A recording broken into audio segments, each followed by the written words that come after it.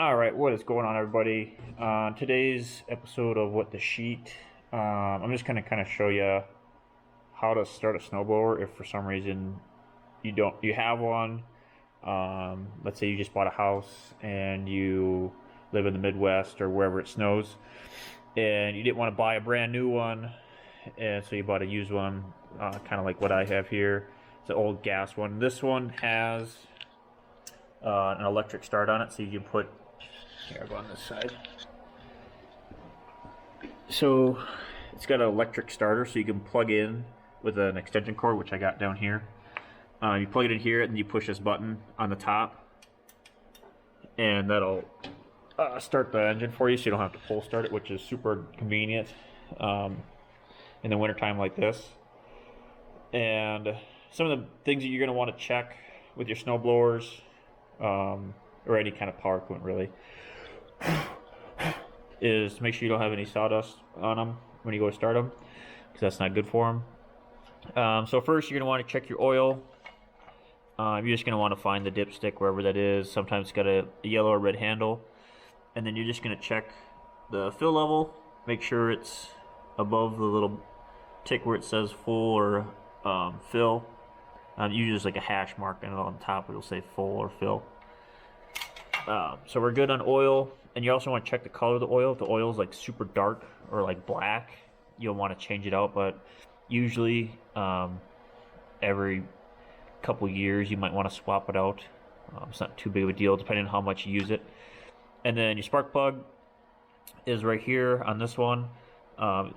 Every other year it's probably a good idea to check it and maybe replace it. It's not usually that big of a deal. Going over your controls real quick. So this is your safety key. All this does is just makes it so like during the summertime, or if you have a lot of kids around, you can pull this key out, and that way it can't be started without it in there. And if you lose it, or if it's broken or whatever, you can buy replacement ones on Amazon or from parts websites. They're like a couple bucks, if that. Moving on, we got your choke, which is this guy right here. So when you go to start it, you want this all the way to the right to full choke. And then with my snowblower, I have to, I just pull the throttle up just so it's above where the little turtle guy is. Because on this one, if I go all the way down, that shuts the throttle, or puts the throttle all the way down, so it shuts the motor off. So when I go to start it, I just bring it up a little bit, so I got a little bit of throttle.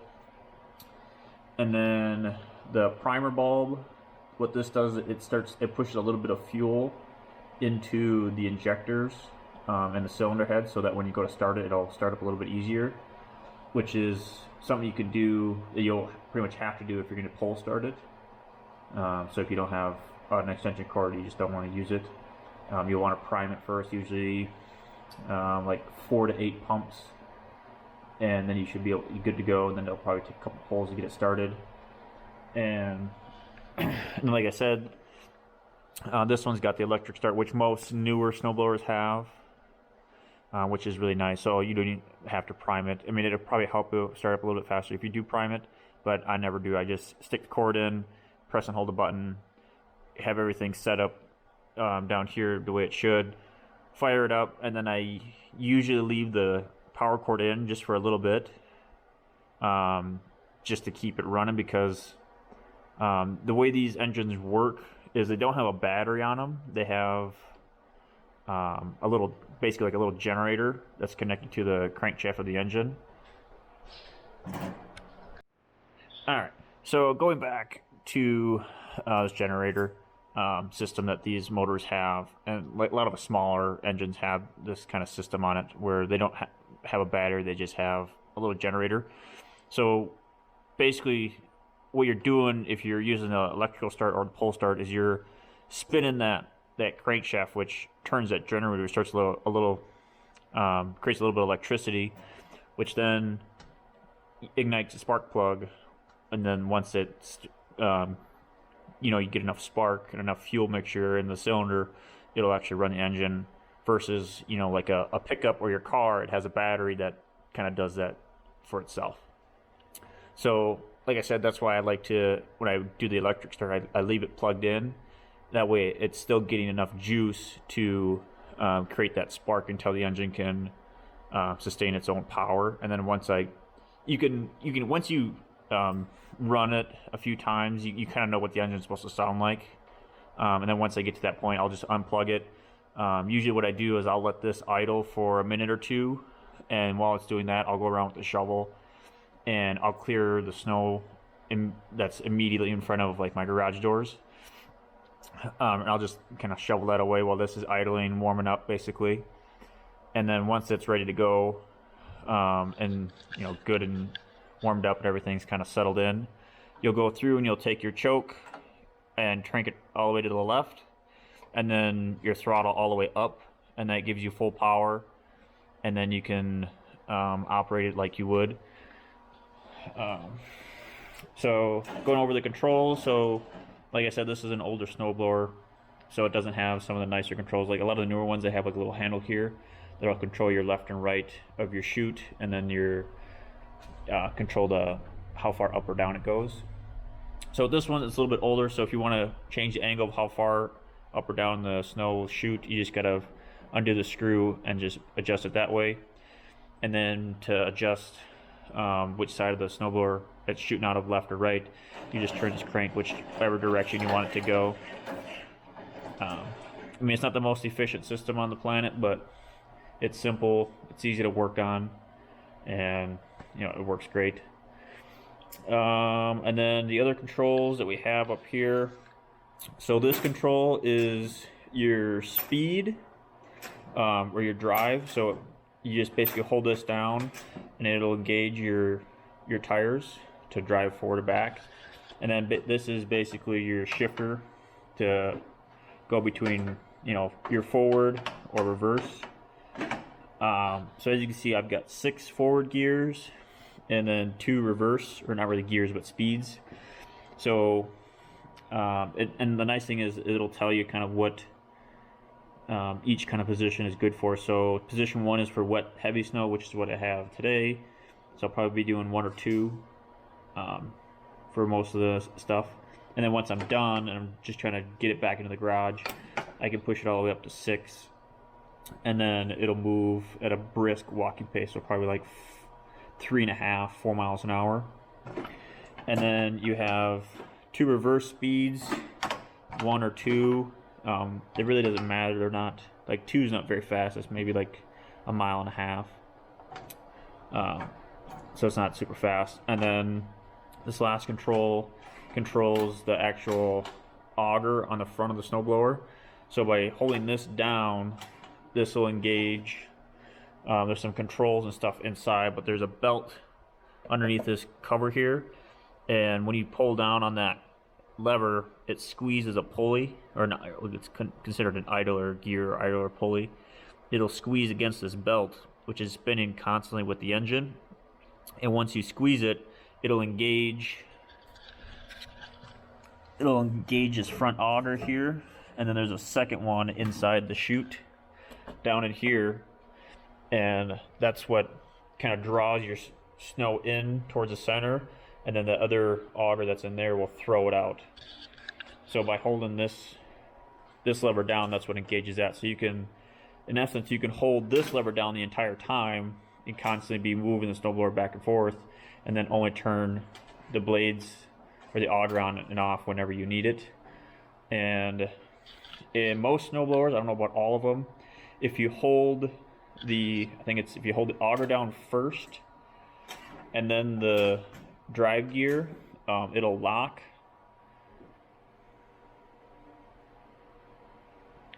Yeah, so right here, it tells you right here. So you basically just pull both of the levers down and it'll kind of lock them together, so you don't have to have both hands on the machine at all times. So which is kind of nice if you're trying to maneuver or if you're trying to adjust like the chute. So you can kind of get everything going forward, and then as you're driving, you can turn the chute left or right as you need to. And I think that about covers everything.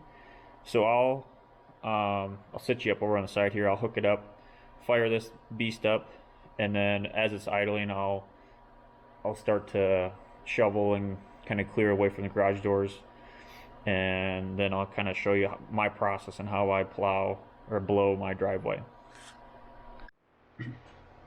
Alright, so just gonna put my choke back to where it needs to be to start, and then bring my throttle just up above the stop position. Grab my extension cord, make sure there's no debris inside the plugs, and then just bring it underneath, push it all the way in, and then all I gotta do is just hold this button down until it fires up.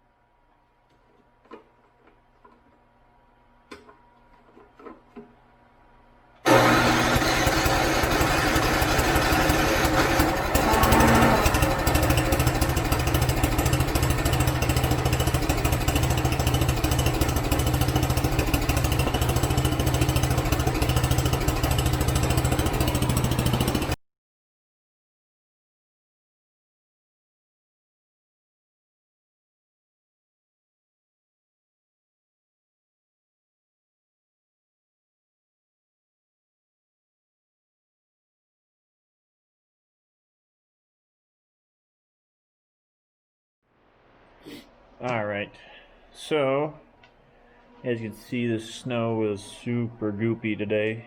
Part of it was just because it started off as rain, and the other reason is it's like 32 degrees out. It's been like that all night and all day. So this snow is just like basically, almost ice when it starts cutting it. So as you can see, when there's really wet snow like this, you get a lot of buildup in here when there's not a lot going through the machine. So as weird as it sounds, when you got wet snow like this, you really have to put a lot through to keep it kind of flowing, because if it stops, then it'll kind of stick in here, and you can end up with this big kind of almost like an ice block in here, which is not fun to break up. You basically, depending on how packed it is, you almost got to just bring it inside, let it melt, and then go back out there, or just finish it with a shovel. But then, like, here's the outer blades, and even these you can see are all kind of caked in snow. And as this thing runs, depending on how big of an area you're doing, these will start to kind of heat up.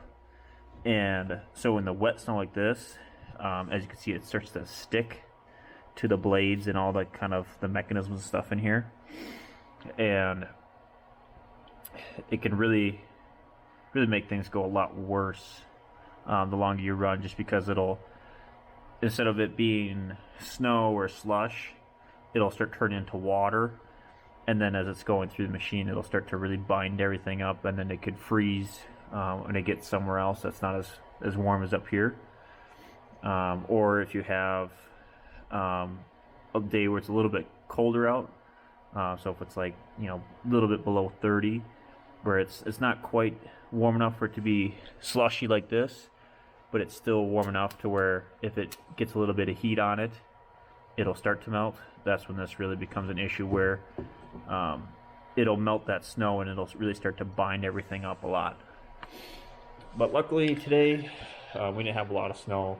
We only had like 2 or 3 inches of the really wet stuff, which wasn't so bad. If it was like 4 or 5 inches, I probably would have had a lot of issues with it binding up, just because I wouldn't be able to move the machine fast enough to push enough snow through to keep everything from getting stuck. And yeah, it'd just be a real nightmare. The wet snow is the stuff that gets people, just because of how difficult it is, even with a snowblower, or if you have like a riding lawnmower, like my little guy over there. Some of them you can buy blades to go in the front of them, and you can push snow with them. I don't think I can get one for mine. I might look into it though, just because it'll be super nice to be able to use that on days like today where it's just wet snow and it's not really easy to throw with the snowblower. Because then I can just take the lawnmower out, push it all off to the side, and then I can go back through with the shovel and just kind of clean up the edges and everything like that. But that covers it for this. One last thing I'll go over before I let you guys go is the gas. So here in the US, and I think probably around the world, most regular gas that you buy for your cars or your pickups and stuff like that has a certain percentage of ethanol in it. It's anywhere from, I think it's from 10% up to 85%. And so what happens is that ethanol, it comes from corn, and since it's a more of like a natural fuel type, it'll degrade over time. So it's usually only good for like 6 months to a year before it needs to be used up. So I don't put gas in any of my lawn equipment, regular gas, I should say. I buy the premium high octanes, like 91, 93 octane stuff that doesn't have any ethanol in it. That way, if I don't use it all up, let's say I'm done snowblowing for the year, I don't necessarily have to drain the fuel tank or run it till it's empty until next season, because the gas won't go bad if it's the premium stuff, because there's no ethanol in it. So that's one thing I learned after living in my house for a few years, is not to buy regular fuel or regular gas for your lawn equipment. Just buy the premium stuff. It's only a few, 50 cents more or whatever per gallon, and it runs the same. You can mix it with oil for your two-stroke stuff, like your weed whips and anything like that. And that's the only thing I've put in my riding lawnmower. I have had no issues with it so far, and yeah, that's one major thing that I would say for like small engine type stuff, like snow blowers, lawnmowers, your weed trimmers, anything like that, any lawn equipment. Buy premium gas that doesn't have ethanol in it, or you can always buy the stuff at like the hardware stores. That's like a premix can of the lawn equipment fuel, but that's pretty expensive. Yeah, so that's all I got for you guys today. If you have any questions, put them down in the comments. I'll try and answer them as best I can. And leave a like, subscribe, and I'll catch you in the next one. Peace.